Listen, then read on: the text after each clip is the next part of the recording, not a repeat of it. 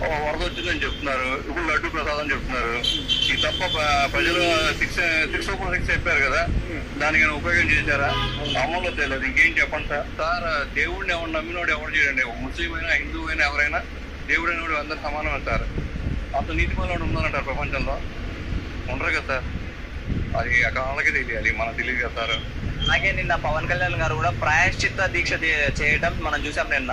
దాని గురించి మీరేమంటారు? పవన్ కళ్యాణ్ గారు మంచి పనులు చేస్తున్నారు కదన్నారు, అది కూటమి అన్నారు, ఓట్లు జరగవుతున్నారు అన్ని చెప్పారు సార్. కానీ ఆయన చేసింది ఏంటంటే సిక్స్ చెప్పారు కదా, చంద్రబాబు చెప్పి అమలు తేవాలి కదా సార్.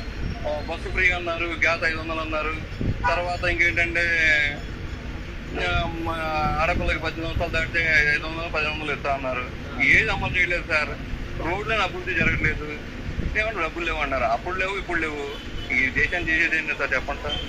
ఏదో వచ్చిన వాళ్ళు చేస్తే మోడీ కింద మనకు ఉన్నారు కదా, ఎంపీలు ఉన్నారు కదా, నిధులు తెచ్చి మనం బాగు చేయాలి కదా చెప్పండి సార్. పవన్ కళ్యాణ్ గారు కొంచెం సహకరించి మోడీ గారిని అడిగి డబ్బులను తెస్తే మన రాష్ట్రం డెవలప్మెంట్ అవుతుందండి. లడ్డూలు కల్తీ జరగలేదు, కేవలం చంద్రబాబు గారు అబద్ధమే చెప్తున్నాడు, అందుకే పవన్ కళ్యాణ్ గారు దీక్ష చేపట్టారు అని చెప్పేసి వ్యాఖ్యలు వస్తాయి. దాని గురించి మీరేమంటారు?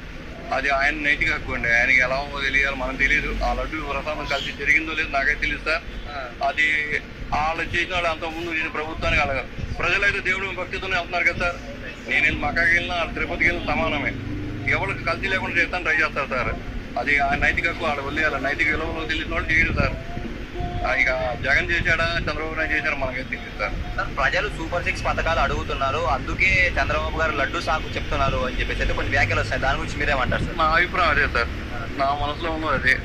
అప్పుడేమో వరదలు చూపించారు మనకి ఇక్కడ విజయవాడలో. అది నెక్స్ట్ ఏం దొరక్క సూపర్ 6 ఎక్కడ అమలు చేయాలి వచ్చిందని చెప్పి లడ్డు ప్రసాదం అన్నారు.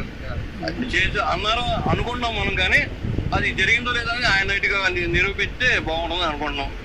ఏదైనా ఆయన క్రిస్టియన్స్ అయినా ముస్లిమ్స్ అయినా హిందూ అయినా ఏ దేవుడైనా సమానం సార్. ఎవరు చేయరు సార్. నా మనసు అనిపించింది చెప్తున్నాం సార్, చేయరు.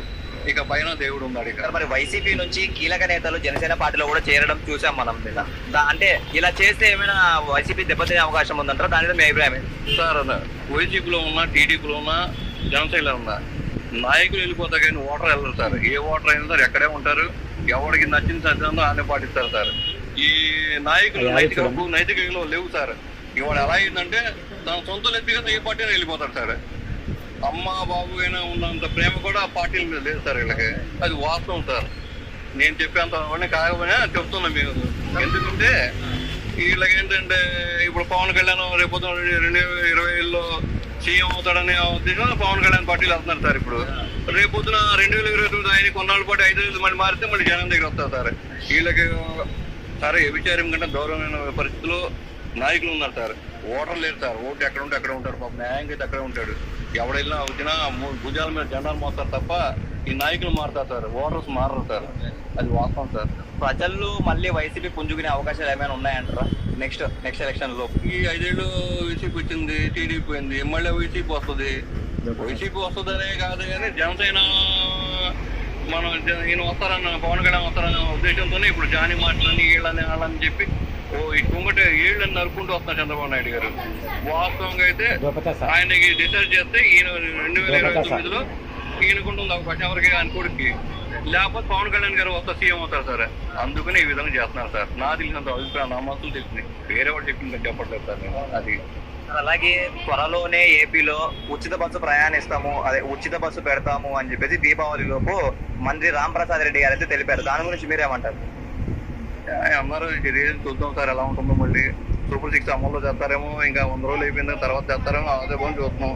ఇంకో 100 రోజులు తిరిగిన తర్వాత అప్పుడు ప్రజల్లో వ్యతిరేకత మొదలైంది అని నా అభిప్రాయం. అంటే ఇప్పుడు మనం హైదరాబాద్ లో చూస్తున్నాం, ఉచిత బస్సు పెట్టినప్పటి నుంచి డ్రైవర్లు కానివ్వండి, కండక్టర్లు కానీ చాలా ఇబ్బందులు అయితే పడుతున్నారు.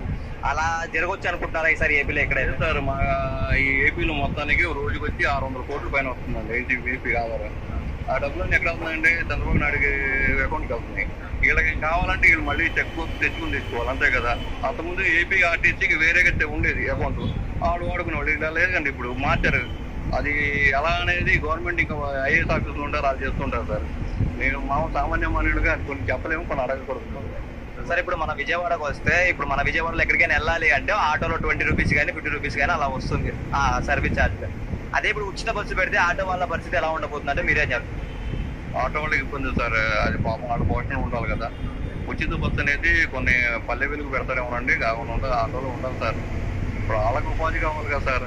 పొద్దున్న లేస్తే వాళ్ళ ఉపాధి ₹1,00,000 పెట్టుకుని చేస్తారు. వాళ్ళకి ఎంత వస్తాయి నాకు తెలిసి 100, 200, 300 సంపాదిస్తారు సాయంత్రానికి. అన్ని కూడా మళ్ళీ ఇబ్బంది కదా. ఇది ఉచిత బస్సు అనేది ఆటో వాళ్ళకి ఇబ్బంది సార్ నాకు తెలిసి. ఆ ఊట్లో పోతాయనుకుంటే నా అభిప్రాయం. సార్ ఉచిత బస్సు ఒకవేళ పెడితే